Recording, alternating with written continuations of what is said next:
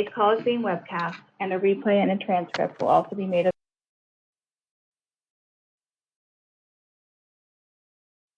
Take some of your questions. So with that, let me turn the call over to Bob to get started. Thank you, Alexia, and good afternoon, everyone. Allow me to digress for a moment to congratulate Universal for the tremendous success of Super Mario Brothers. It certainly proves people love to be entertained in theaters around the world, and it gives us reason to be optimistic about the movie business. Now turning to our results. We're pleased with our accomplishments this quarter, which are reflective of the strategic changes we've been making throughout our businesses. We're also proud of what we continue to deliver for consumers, from movies to television to sports, news, and our theme parks. A few recent highlights include Marvel Studios' Guardians of the Galaxy Volume 3, which topped the global box office in its opening weekend with $289 million. The first round of the NBA playoffs was the most watched ever across Disney networks, and we've been averaging 5 million viewers throughout the first 22 games, up 15% versus the comparable point in last year's playoffs. ABC continued its run as the #1 entertainment broadcast network for the fourth consecutive season. And at our domestic parks, we continued to improve the guest experience with our recent pricing changes and exciting new attractions, including the reimagined Mickey's Toontown at Disneyland and Tron Light Cycle Run at Walt Disney World. I've been back at the company for almost 6 months, and in that time, we've embarked on a significant transformation to strategically realign Disney for sustained growth and success. I'm pleased to say that the strategy we detailed last quarter is working. Our new organizational structure is returning authority and accountability to our creative leaders, as well as allowing for a more efficient, coordinated, and streamlined approach to our operations. The cost-cutting initiatives I announced last quarter are well underway, and we are on track to meet or exceed our target of $5.5 billion. We're delivering progress on a number of fronts, including a reduction in streaming operating losses this quarter, and I'm very optimistic about our direct-to-consumer business longer term. Combined, our brands, franchises, and robust library are a significant differentiator in this space, and the meteoric subscriber growth we've seen since our launch 3 years ago only further reinforces that. As I think about our path forward in streaming, we have a number of clear opportunities to further position our DTC business for success. First, as a significant step toward creating a growth business, I'm pleased to announce that we will soon begin offering a one-app experience domestically that incorporates our Hulu content via Disney+. And while we continue to offer Disney+, Hulu, and ESPN Plus as standalone options, this is a logical progression of our DTC offerings that will provide greater opportunities for advertisers while giving bundle subscribers access to more robust and streamlined content, resulting in greater audience engagement and ultimately leading to a more unified streaming experience. We will begin to roll out this one-app offering by the end of the calendar year, and we look forward to sharing more details in the future. Despite the near-term macro headwinds of the overall marketplace today, the advertising potential of this combined platform is incredibly exciting. And when you drill down into the details, you can see why. Over 40% of our domestic advertising portfolio is addressable, including streaming, which we expect will continue to grow over time. We're also focused on the growth opportunity in programmatic advertising, and we are well positioned to scale as the market improves and audiences continue to grow. We've added more than 1,000 advertisers over the past year and now have 5,000 advertisers across our streaming platforms, with over a third buying advertising programmatically today. In addition, we plan to launch our ad tier on Disney Plus in Europe by the end of this calendar year, which will drive both increased inventory and revenue over the long term. The truth is, we have only just begun to scratch the surface of what we can do with advertising on Disney Plus, and I'm incredibly bullish on our longer-term advertising positioning. Meanwhile, the pricing changes we've already implemented have proven successful, and we plan to set a higher price for our ad-free tier later this year to better reflect the value of our content offerings. As we look to the future, we will continue optimizing our pricing model to reward loyalty and reduce churn, to increase subscriber revenue for the premium ad-free tier, and drive growth of subscribers who opt for the lower-cost ad-supported option.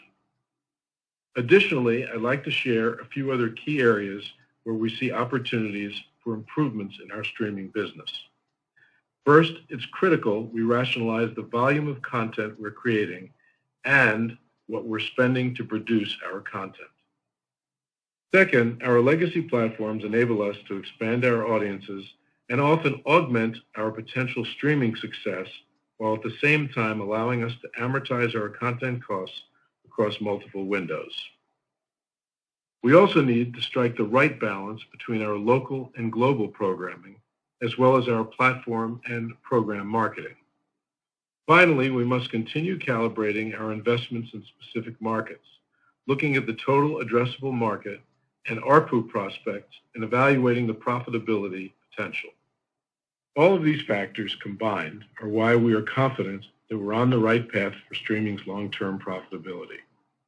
The strength of our content, the one-app experience, and the enormous advertising potential that comes with it, rationalizing the volume of the content we make and what we're spending, maximizing windowing opportunities, recalibrating our investments internationally, perfecting our pricing model, and consolidating our global streaming business under the leadership of Disney Entertainment co-chairman Alan Bergman and Dana Walden. We're doing the essential work now to position our streaming business for sustained growth and success in the future. Turning to our parks, we see this business as a key growth driver for the company. This past quarter, we've been especially pleased with the performance of our parks internationally. We have several international expansions underway that will allow our parks to continue to build capacity and drive longer-term growth. At Disneyland Paris, our Avengers Campus has been a resounding success in its first year, and we have ongoing investment underway there, including a Frozen-inspired land currently in development. Our Zootopia-inspired expansion opens later this year at Shanghai Disney Resort. Arendelle, the World of Frozen expansion, is set to open at Hong Kong Disneyland in the second half of 2023. And Tokyo Disney Resort, which is currently celebrating its 40th anniversary, will be opening the new Frozen Kingdom, Rapunzel's Forest, and Peter Pan's Neverland in the coming year. Regarding our domestic parks, we just announced additional changes coming in 2024 that will improve the experience for guests visiting Walt Disney World, including further expanding access for annual pass holders to visit on certain days without reservations, as well as removing the need for an additional reservation for guests with date-based tickets. This is just another example of how we're continuously listening to our guests and finding ways to improve their experiences. And we have a number of other growth and expansion opportunities at our parks, and we're closely evaluating where it makes the most sense to direct future investments. The unyielding popularity of our world-class parks business and our unparalleled content, powered by our brands and franchises, is what sets Disney apart. From the very beginning 100 years ago, our timeless stories and characters have been the key to our success and hold a special place in the hearts of generations of fans and families. We're leaning into this across every segment of our business, as illustrated with our strong summer slate of theatrical releases, including Disney's The Little Mermaid, Pixar's Elemental, and Lucasfilm's Indiana Jones and the Dial of Destiny. As we've been looking at the structure of the company these past several months, what's become clear is that there is an enormous opportunity to harness our full potential by increasing alignment and coordination in marketing across our businesses. That's why I named Asad Ayaz our first ever Chief Brand Officer, in addition to his role as President of Marketing for our studios. For years, our businesses have been incredibly successful in marketing our content, experiences, and products. And now, with greater integration of our touch points with consumers, especially streaming, we're able to be more efficient and more successful in reaching the right audiences with the right offerings from across our businesses. Disney means so much to so many people around the world. That's a privilege we take seriously. And I know I speak for our terrific chairmen, Alan, Dana, Jimmy, and Josh, when I say that our goal is to continue finding innovative new ways that allow guests and audiences to have even deeper connections with us. And that's why I'm so thrilled to be taking this more proactive approach to our brand and marketing work. With that, I will turn things over to Christine. Thanks, Bob, and good afternoon, everyone. Excluding certain items, fiscal second quarter diluted earnings per share were 93 cents, a decrease of 15 cents versus the prior year, as improvements at DPEP and direct-to-consumer were more than offset by declines at our linear networks business. As Bob mentioned, we are making excellent progress on our cost-cutting initiatives and are on track to meet or exceed the efficiency targets we outlined last quarter. During Q2, we took a restructuring charge of approximately $150 million, primarily related to severance. While we are continuing to refine our estimates, we currently expect to record additional severance charges of approximately $180 million over the remainder of this fiscal year, with the bulk of that additional charge expected in the third quarter. We are in the process of reviewing the content on our DTC services to align with the strategic changes in our approach to content curation that you've heard Bob discuss. As a result, we will be removing certain content from our streaming platforms and currently expect to take an impairment charge of approximately $1.5 to $1.8 billion. The charge, which will not be recorded in our segment results, will primarily be recognized in the third quarter as we complete our review and remove the content. And going forward, we intend to produce lower volumes of content in alignment with this strategic shift. Now, to dive into our quarterly results by segment. Starting with our media and entertainment distribution business, a year-over-year decline in operating income was driven primarily by a $1 billion decrease at linear networks. DTC results improved versus the prior year, and content sales, licensing, and other operating results in the second quarter declined modestly.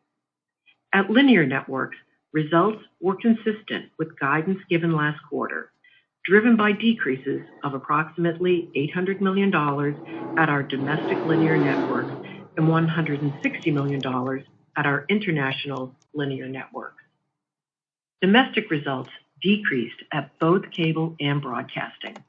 At cable, this was largely due to higher sports programming and production costs, which were driven by the timing of costs for the college football playoffs and the NFL we discussed last quarter, in addition to NBA contractual rate increases and higher sports production costs. Lower broadcasting results reflected decreases in advertising revenue across the ABC network and our owned television stations.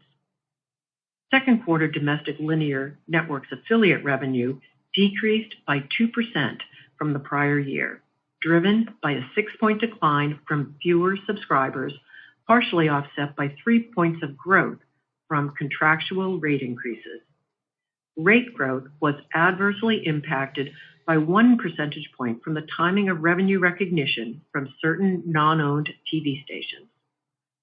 Second quarter domestic linear advertising revenue declined 10% year over year, although ESPN ad revenue was up 2%, or flat when adjusted for certain non-comparable items, including CFP timing.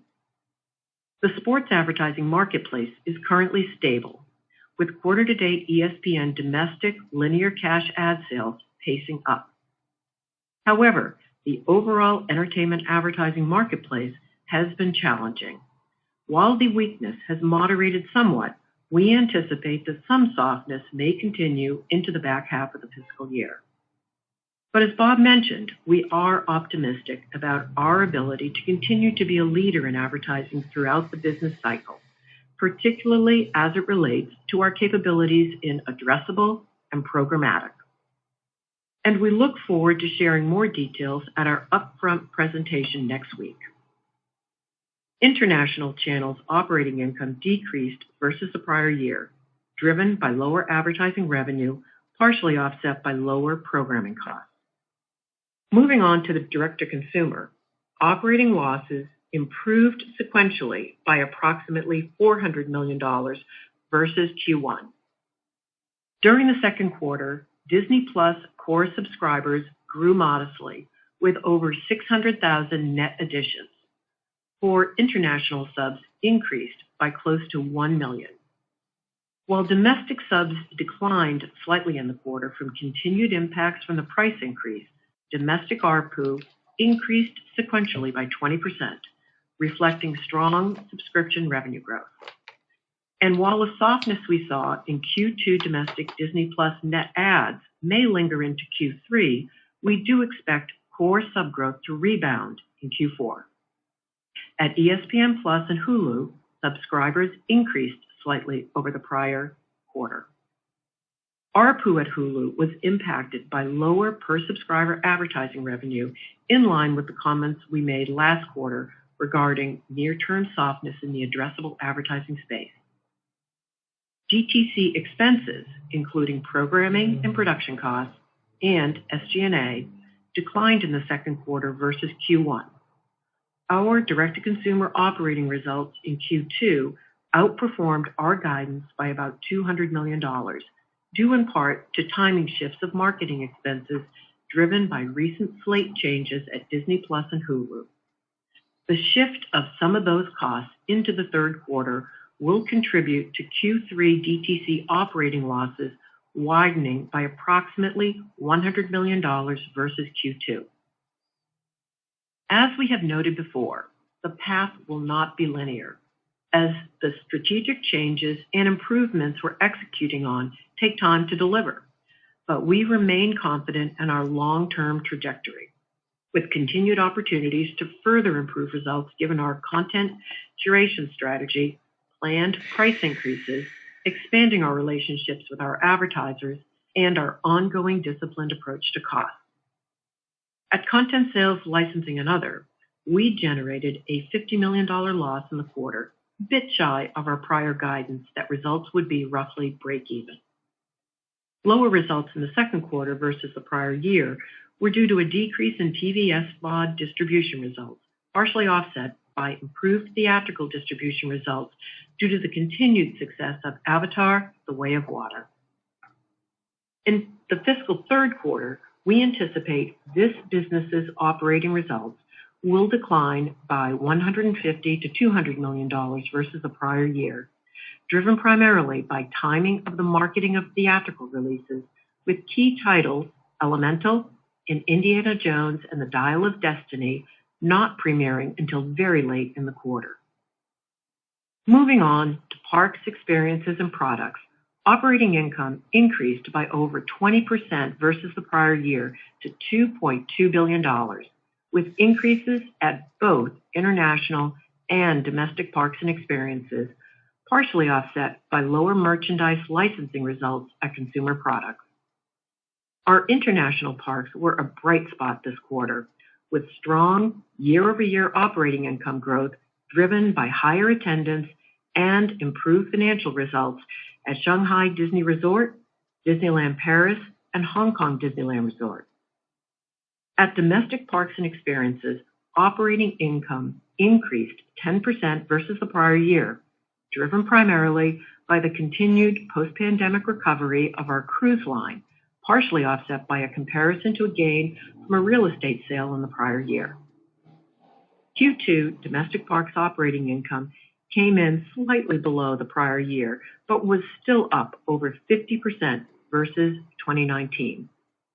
Results generally reflect the cost pressures we cited in last quarter's earnings call, including wage increases, costs associated with new guest offerings, and other inflationary cost impacts. Domestic year-over-year increases in attendance and per capita spending were 7% and 2% respectively. Per cap growth was more moderate this quarter as we are comparing against the first full quarter of offering Genie Plus and Lightning Lane at both parks in the prior year. Domestic Parks and Experiences operating margins were comparable to the prior year, once adjusted for the impact of the prior year's real estate sale. Please keep in mind that in the back half of this fiscal year, there will be an unfavorable comparison against the prior year's incredibly successful 50th anniversary celebration at Walt Disney World. We typically see some moderation in demand as we lap these types of events, and third quarter to date performance has been in line with historical trends. This comparison, coupled with inflationary cost pressures, including from a new union agreement, is expected to drive a modest adverse impact to Domestic Parks and Experiences operating margins in the third quarter compared to the prior year. However, we expect the contribution from continued strong performance at our international parks in Q3 to result in DPEP segment-level operating margins that are slightly higher than the prior year.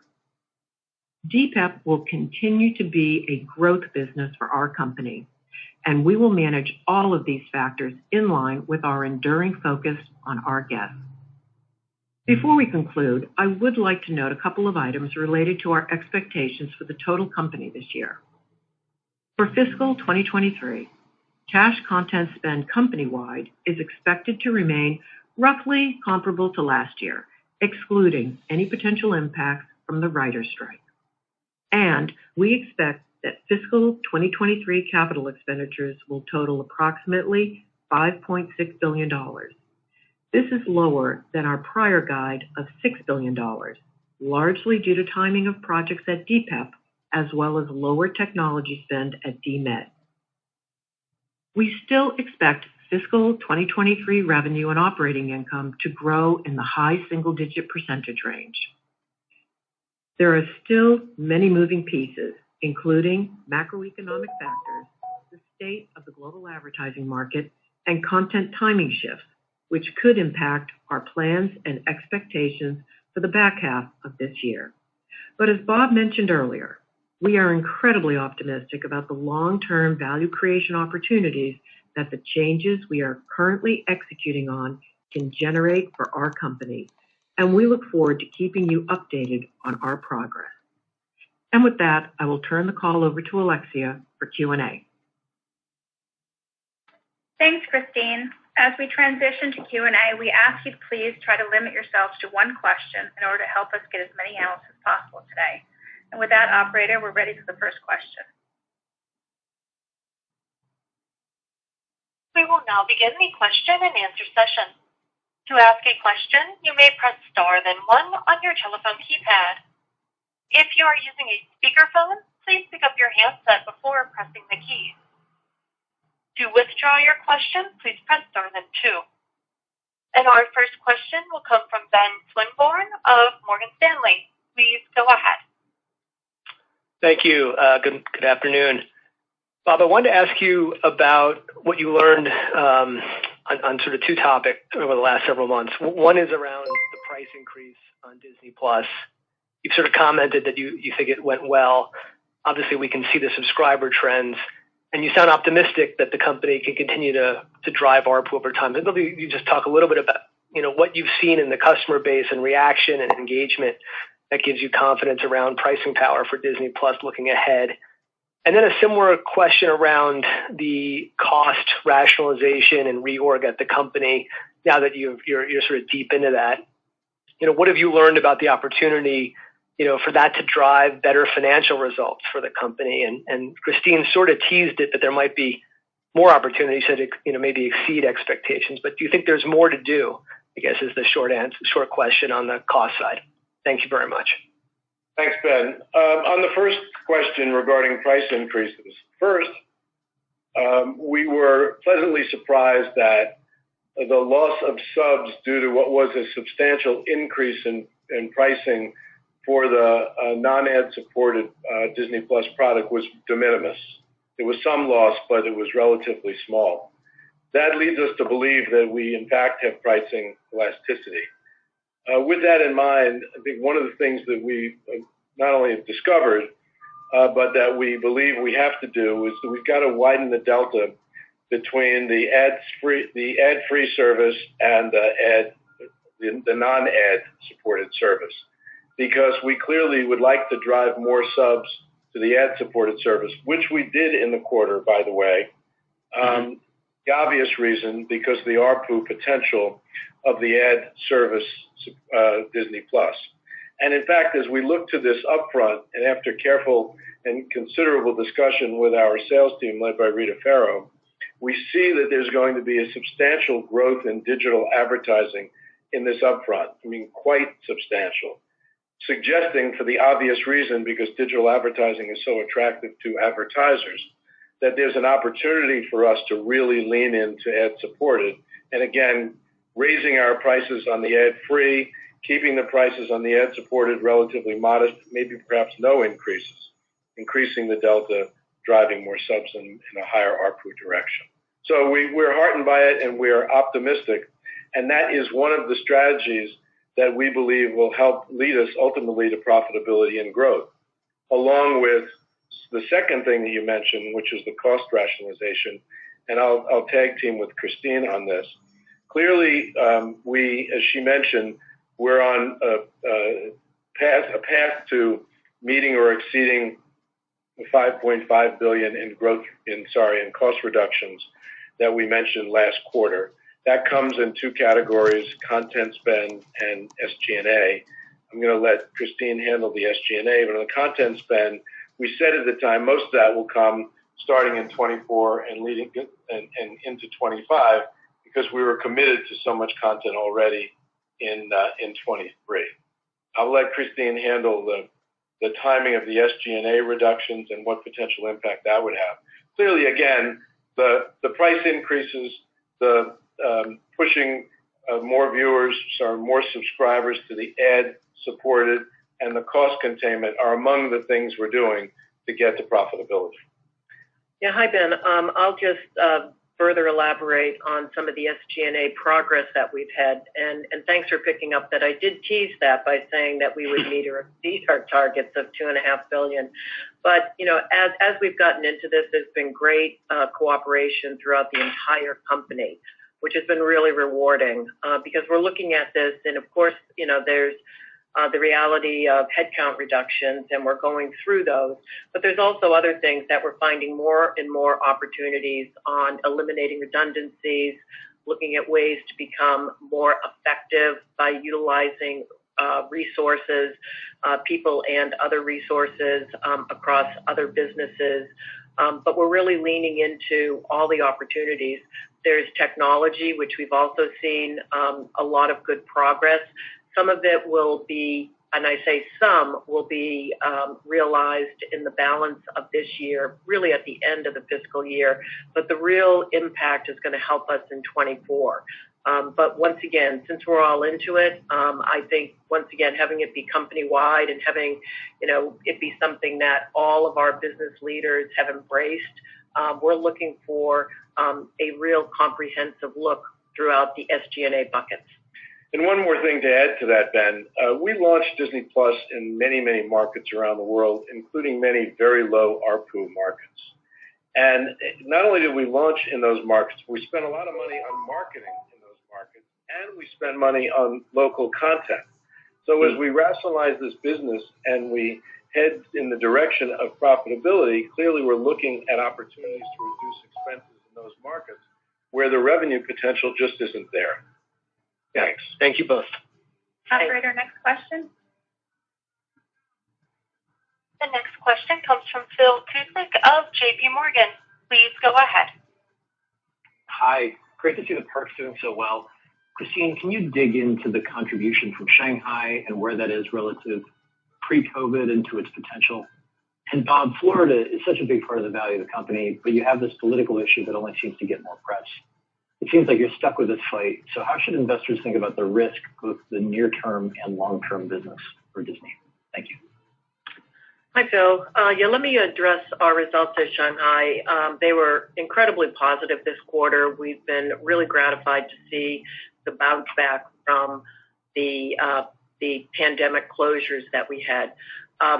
We're not going to get into too many specifics, but suffice it to say that the business is doing extremely well on both an attendance and a per cap basis. We see that momentum continuing. And we also have some new attractions. We've talked about Zootopia coming later this year, and we believe that that is going to drive even further attendance and spending at the park. But Shanghai is doing when you are making extremely well, and we've been really gratified to see that bounce back. Like I said, it was closed for quite a long period of time during the pandemic. Regarding Florida, I got a few things I want to say about that, Phil. First of all, I think the case that we filed last month made our position and the facts very clear, and that's really that this is about one thing and one thing only, and that's retaliating against us for taking a position about pending legislation. And we believe that in us taking that position, we are merely exercising our right to free speech. Also, this is not about special privileges or a level playing field or Disney in any way using its leverage around the state of Florida.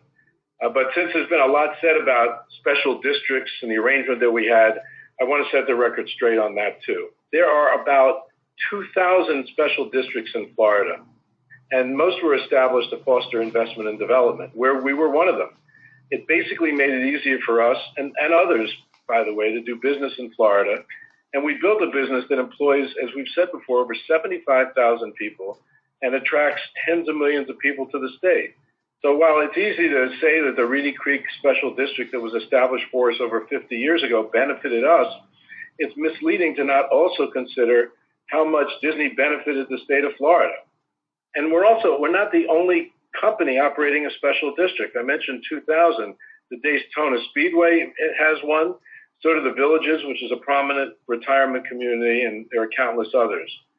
So the goal here is leveling the playing. If the goal is leveling the playing field, then a uniform application of the law or government oversight of special districts needs to occur or be applied to all special districts. There's also a false narrative that we've been fighting to protect tax breaks as part of this. But in fact, we're the largest taxpayer in Central Florida, paying over $1.1 billion in state and local taxes last year alone. And we pay more taxes, specifically more real estate taxes, as a result of that special district.